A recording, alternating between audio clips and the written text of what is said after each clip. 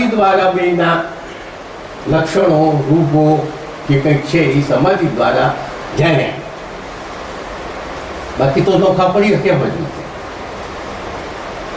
હવે એમ કે છે તું આને હવે એ જ્ઞાન રૂપી ગહન વનને, તો જ્ઞાન શું? કયું જ્ઞાન? તો જો રજોગુણ ને તમોગુણ ન હોય તો જ્ઞાન કઈ લાવવાની જરૂર નથી. જ્ઞાન જ્ઞાની આપણે કહીએ છીએ જ્ઞાની એટલે પરમ તત્વને જાણી લીધું. તે પરમ તત્વને જાણી લીધું એ શબ્દ ખોટો છે, પણ પરમ તત્વ બની ગયો. તે જાણી શકાય. જો જાણીએ તો એનાથી જુદો પડ્યો, જાણવા વાળો જુદો થયો. જાણવાનું નથી, થઈ જવાનું છે. જાણવાનું નથી, થઈ જવાનું છે. એ થઈ જવાનું છે. થઈ ગયા પછી પાછો આવતો નથી. એ ગહન મનને હવે આપણે ચેતન થઈ જવું છે, બ્રહ્મ તત્વ થઈ જવું છે, બની જવું છે. જાણવું નથી. જાણવું એ તો બૌદ્ધિક જ્ઞાન છે, જાણી શકાય, શાસ્ત્રો દ્વારા જાણી શકાય.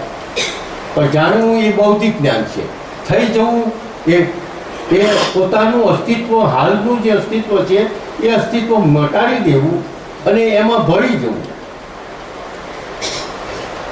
અને મટાડી દેવું અને ભળી જવું એ પણ એક વ્યવહારિક ભાષામાં બોલવું પડે છે. જે નથી, જે ખોટું છે એને કાઢો એટલે તમે એ છો જ.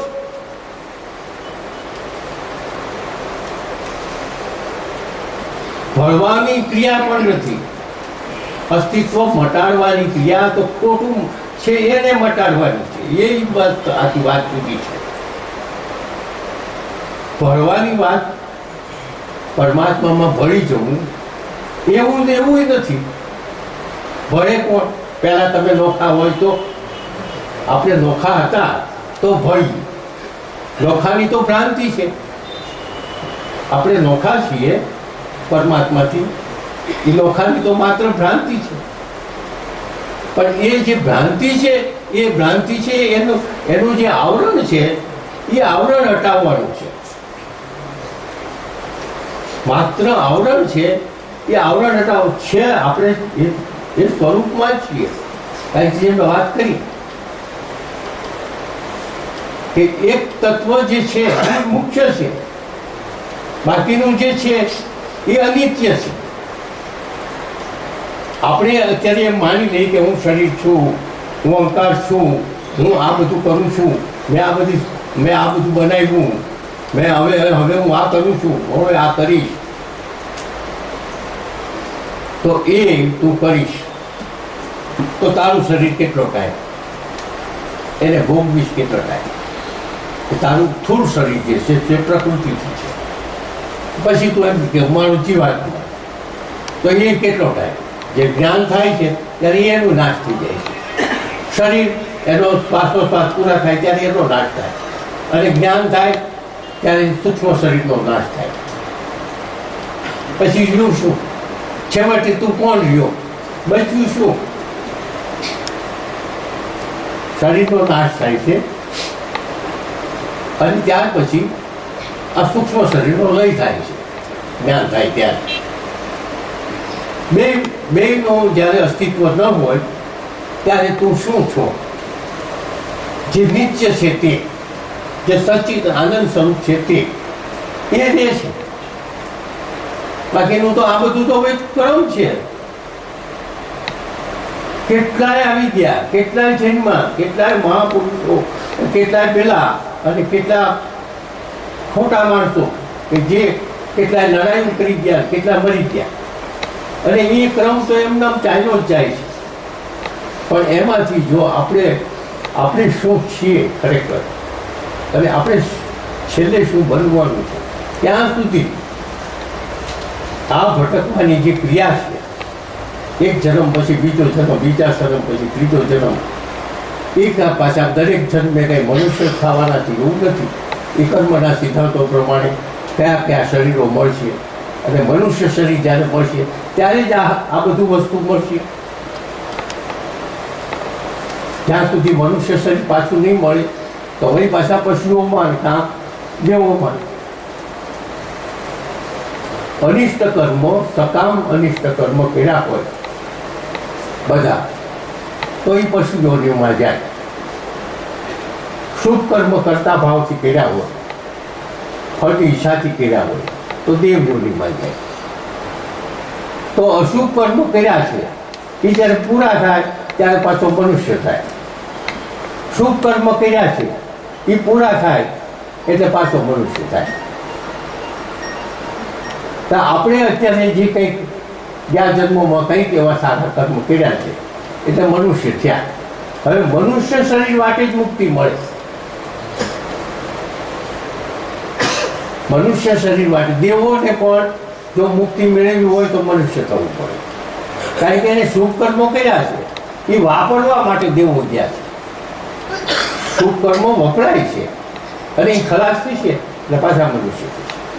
અશુભ કર્મો પશુઓનીમાં જાય છે, એ ખલાસ થાય છે એટલે પાછા મનુષ્ય થશે. આ ઘટમાળ છે. આ ઘટમાળમાં મનુષ્ય શરીર આપણને માંડ મળે છે અને એમાં આ કરવાનું છે. એટલે અહીં એમ કહે છે કે હવે જ્ઞાનરૂપી ગહન વનને અજ્ઞાનરૂપી ગહન વનને બાળી અને તું સિદ્ધિ થાય. અજ્ઞાનરૂપી ગહન વનને એટલે અજ્ઞાન શું છે? આ હું છું, અહંકાર છે, મન છે, બુદ્ધિ છે, આ શરીર હું છું. આ શરીરને સાથે રાખીને આપણે આ બધું કામ કરીએ છીએ અને આ બધું જગત સત્ય છે એ મોટા મોટું યજ્ઞ અજ્ઞાન. જગત સત્ય છે એ મોટા મોટું અજ્ઞાન આપણું. જ્યાં સુધી જગત સત્ય દેખાય છે ત્યાં સુધી બધું સત્ય છે. આપણે વાત થઈ કે નિંદ્રાની અંદર સ્વપ્ન કાળની અંદર જ્યાં સુધી આપણે હોઈએ ત્યાં સુધી આપણે એમ કહીએ છીએ કે સપનું સાચું. ત્યારે સ્વપ્ન કાળમાં એ નથી કહેતો કે આ સપનું છે અને સપનું ખોટું છે. જાગ્રત થાય ત્યારે એમ કે સપનું ખોટું. જ્યારે જાગ્રત થાય ત્યારે એમ કે સપનું ખોટું. પણ સ્વપ્ન કાળમાં તું સપનું ખોટું કેમ નથી કહેતો? એવી રીતે આ જે સંસારમાં આ જાગ્રત અવસ્થા છે. પણ જાગ્રત અવસ્થામાંથી જ્ઞાન અવસ્થામાં જ્યારે આવશો ત્યારે તમે એમ કહેશો કે આ અવસ્થા ખોટી છે. જાગ્રત અવસ્થા આ અવસ્થામાંથી બદલાઈને પેલી અવસ્થામાં જીતો જ્ઞાનની અવસ્થામાં, ત્યારે આપણે એમ કહીએ કે આ બધું જગત ખોટું હતું એટલે મિથ્યા નથી. એમ નહીં, અસ્તિત્વ મટી જવાનું નથી. અસ્તિત્વ તો જે છે એવું જ છે, પણ મૃગજળ જેવું છે.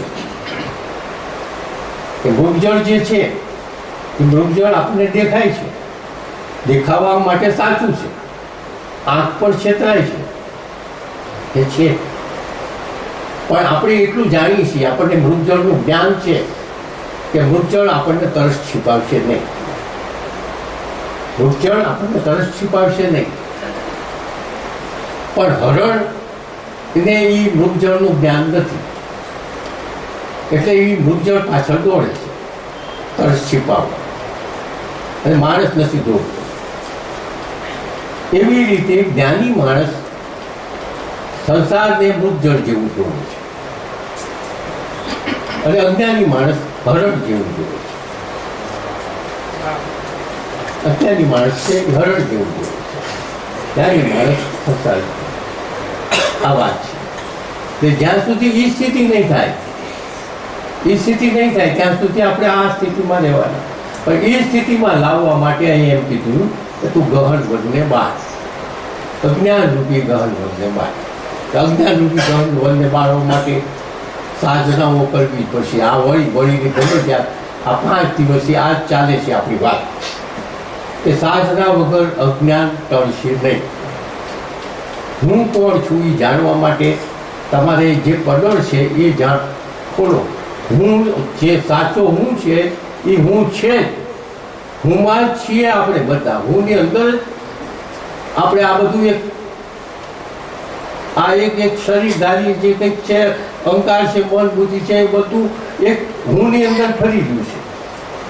અને એ અનિત્ય છે. અને એવું અનિત્ય આ શરીરને લઈને એ બ્રહ્માંડમાં ફરી રહ્યા છે. આપણે બ્રહ્મમાં. તો હવે આપણું આમ જેમ બરફ છે, બરફનો મોટો ગાંગડો છે, એ સમુદ્રની અંદર ફરી રહ્યો છે. બરફનો ગાંગડો સમુદ્રની અંદર ફરી રહ્યો. હવે એમ કહે છે કે હું સમુદ્રથી જુદો છું. બરફનો ગાંગડો સમુદ્રમાંથી જ બન્યો છે. આગળ ત્યાં બહુ ઠંડી સિઝન છે અને ત્યાંથી બરફ બની ગયો. તરતો ગાંગડો આવ્યો હોય, તરતો મોટો ગાંગડો અહીં આવ્યો બરફનો. હવે એમ કે હું સમુદ્રથી જુદો છું. આમ તો સમુદ્રમાંથી જ બન્યો, સમુદ્રમાંથી ગાંગડો બન્યો, પણ છતાં એમ કે છે હું સમુદ્રથી જુદો. તો હવે જુદો છે, આપણી દ્રષ્ટિએ પણ જુદો છે, પણ જુદો શેનાથી છે? કયું એવું કારણ એમાં આવ્યું, કયું એમાં એક ભળ્યું કે એ સમુદ્રથી જુદો પડ્યો? તો કે ભાઈ સમુદ્રની શીતળતા અને બરફની શીતળતામાં ફેર છે. શીતળતા ભરી વધારે શીતળતા છે એટલે સમુદ્રથી જુદો પડ્યો. હવે એટલું તો આપણે જાણીએ છીએ કે એ સમુદ્ર જ હતો. એ બરફનો ગાંગડો સમુદ્ર જ હતો, પણ એને શીતળતા ગ્રહણ કરી એટલે એ બરફ સમુદ્રથી જુદો પડ્યો. તો હવે એને સમુદ્ર બનવું હોય તો શું કરવું પડે? શીતળતા છોડવી પડે. શીતળતા છોડવી પડે. તો શીતળતા છોડે તો એ સમુદ્ર જ છે. એમ આપણે જો આ બધું છોડી દઈ, અજ્ઞાન, તો આપણે બ્રહ્મ જ છીએ. આ ગહન વનને જો બાળી નાખીએ, જેટલું બરફનો ગાંગડા અને સમુદ્ર છે એટલું જ આપણામાં ફેર છે. સમુદ્રને ક્યાંય લાવવાનો નથી. સમુદ્રને ક્યાંય લાવવાનો નથી. બરફ એમ છે કે સમુદ્ર હોય તો હું સમુદ્ર બનું ને. સમુદ્ર મારી બાજુમાં હોય તો સમુદ્ર બનું, પણ તું સમુદ્રમાં જ છો. માત્ર તારામાં જે ફેર છે એ તું ફેર કાઢ એટલે તું સમુદ્ર જ છો. તારામાં જે શીતળતાનો ફેર છે, ભેદ છે, એ ભેદ કાઢ તો તું સમુદ્ર જ છે. એવી જ રીતે આપણામાં જે છે, આપણે બ્રહ્મ સ્વરૂપ જ છીએ, પણ આપણામાં જે ભેદ છે, સમુદ્ર બ્રહ્મથી આપણે જુદા કેટલા પૂરતા પડે? આપણું અજ્ઞાન. જે આપણે જે ખરેખર છીએ એને બદલે આ 3 ગુણોને કારણે આપણે અજ્ઞાન પડ્યા. 3 ગુણોને હિસાબે આપણે એનાથી છૂટા પડ્યા. અને 3 ગુણોને આપણે કોઈ પણ રીતે લય કરવો જ પડશે. જ્યાં સુધી લય નહીં થાય ત્યાં સુધી આપણે આ મુક્તિ નથી. ત્યાં સુધી આપણે આ શરીર, હમણાં જ વાત કરી કે ભાઈ આ શરીરમાં આપણે છીએ. આ આખું સૂક્ષ્મ શરીર સાથે આ જે એને જીવાત્મા કયો, સૂક્ષ્મ શરીર કયો કે લિંગ શરીર કયો, એક જ તત્વ છે. આ જે સૂક્ષ્મ શરીર છે, સ્થૂળ શરીરને તો કોઈ આપણે મુક્તિ કરવા માટે તેની કાંઈ પ્રયત્ન કરવાની જરૂર નથી. આ શરીરને, શરીર અને અંદરનું સૂક્ષ્મ શરીર બે અલગ છે. સૂક્ષ્મ શરીરને આ શરીર સાધન મળ્યું છે ભોગ ભોગવવા માટે. સૂક્ષ્મ શરીરને આ સાધન મળ્યું છે ભોગ ભોગવવા માટે જગતના. હવે ભોગ ભોગવવા માટે કયો કે પરમાત્મા પ્રાપ્તિ કરવા માટે કયો? જે તમારે એનો ઉપયોગ કરવો એ કરો. પણ અત્યારે તો બધા ભોગો જ ભોગવે છે.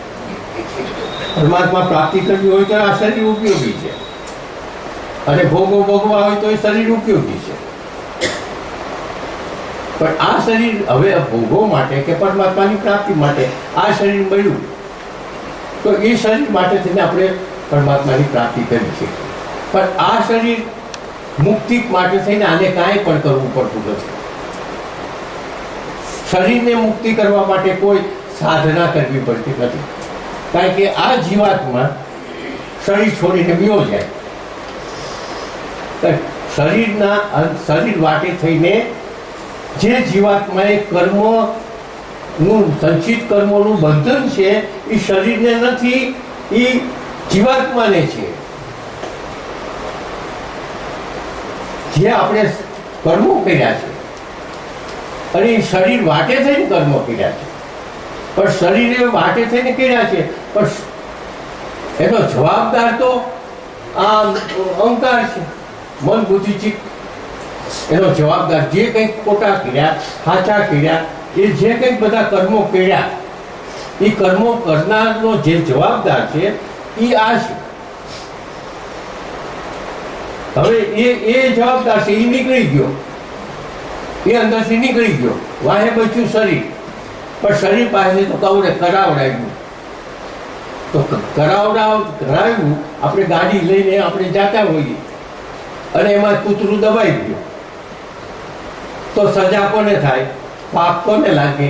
ગાડીને લાગે કે ડ્રાઈવરને લાગે? ગાડી એટલે એવું આ શરીર છે. શરીર દ્વારા આપણે જે કર્મો કરીએ, પણ કરાવનાર તો પેલો છે. તો શરીરને મુક્તિ મળે છે કે નહીં? તો કે હા, શરીરને મુક્તિ મળે. શરીરને કોઈ તપ કરવું પડતું નથી, શરીરને બાળે. તો અને આપણું શાસ્ત્ર શું કહે છે? મુક્તિ કોને કેવી? કે તત્વમાં ભળી જવું, એનું નામ મુક્તિ. હમણાં જ મેં કીધું કે આપણે એમાં ભળી જવાનું છે, એટલે જાણવાનું નથી. તત્વમાં ભળી જાય એટલે આકાશ, વાયુ, અગ્નિ, પાણી અને પૃથ્વી તત્વ, આ 5 તત્વોથી શરીર બન્યું છે. દાળ ભાતમાંથી આ શરીર બન્યું છે. દાળ ભાત શાક રોટલીમાંથી આપણું શરીર બન્યું છે. અને એ શરીરનું જે રૂપાંતર થયું અને એ શરીર વડે આ જીવાત્માએ કામ કર્યા, તો જવાબદારી છે. હવે શરીર આ છોડીને ગયો, પછી શરીર પડ્યું છે. શરીર પડ્યું છે એને સગાવાલા બાળી નાખે તો શું થાય? અગ્નિ તત્વ અગ્નિમાં પડી જાય, વાયુ તત્વ વાયુમાં પડી જાય, જળ તત્વ જળ તત્વમાં પડી જાય, આકાશ તત્વ આકાશમાં પડી જાય, પૃથ્વી તત્વ પૃથ્વીમાં પડી જાય. તો તત્વમાં ભળી ગયું, આપણે શરીરને ક્યાં ભોગવવાનું છે? તો હવે એમ માની કે આપણે દાટી દીધું, તો કોઈક થોડોક વધારે કાળ, 6 મહિના 12 મહિના કે 2-5 વર્ષ, પણ એ તત્વમાં જ ભળવાનું છે. અથવા તો એને પાણીમાં નાખ્યું, નદીમાં પધરાવ્યું, જળ સમાજ કરે, તોય પણ એમ જ છે. કાંઈ ન કરે, કૂતરા કાતરા ખાઈ જાય, તોય છેલ્લે તો તત્વમાં ભળે છે. એટલે વાત એ છે કે શરીર માત્ર આપણને સાધન છે, અને એ આપણા કર્મોના ફળ અનુસાર શરીર આપણને ભેટ મળ્યું છે. મનુષ્ય શરીર, અને એ શરીર દ્વારા આપણે કર્મ કરી છે. ગીતામાં ભગવાને કીધું છે, કર્મ કરવામાં તું સ્વતંત્ર છો. કર્મ કરવામાં એમ પેટા કલમ એવી નથી મૂકી કે શુભ કર્મ કરવામાં સ્વતંત્ર છો, અશુભમાં નહીં. પેટા કલમ નથી. કર્મ કરવામાં સ્વતંત્ર છો તો વકીલની ભાષામાં એમ કહીએ કે 2 કર્મ કરવામાં સ્વતંત્ર છે. વકીલની ભાષામાં આપણે કહીએ, ભગવાને તો એટલું કીધું, કર્મ કરવામાં સ્વતંત્ર છો. તો ખરાબ કર્મ કરવા હોય, ખોટા કર્મ કરવા હોય તોય સ્વતંત્ર છો, અને શુભ કર્મ કરવા હોય તોય તું સ્વતંત્ર, તને છૂટ છે. પણ નીચે બીજી કલમ છે, ફળમાં નહીં. ફળમાં સ્વતંત્ર નથી. તો ફળ ક્યારે? કે ફળ તું કેવું લેવું, ફળ તો મળશે જ મળશે, પણ ક્યારે મળે, કેવું મળે, કેટલું મળે, એમાં હું, એમાં કંઈક ભગવાન એમ કહે છે એમાં હું. એક બહુ સરસ છે ટાઈમ, થોડોક જ છે પણ હવે એક વાત કરી દઉં. કર્મ કરવામાં સ્વતંત્ર છે. એક પોલીસના એક બહુ મોટા ઓફિસર હતા અને શિવરાત્રિના દિવસે એ આવ્યા હતા અમારા આશ્રમમાં. તો એને એક પ્રશ્ન કર્યો.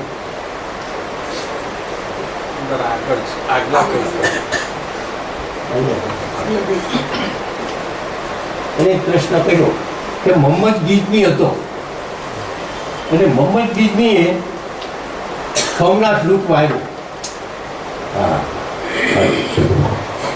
મોહમ્મદ ગિઝની સોમનાથ લૂંટવા આવ્યો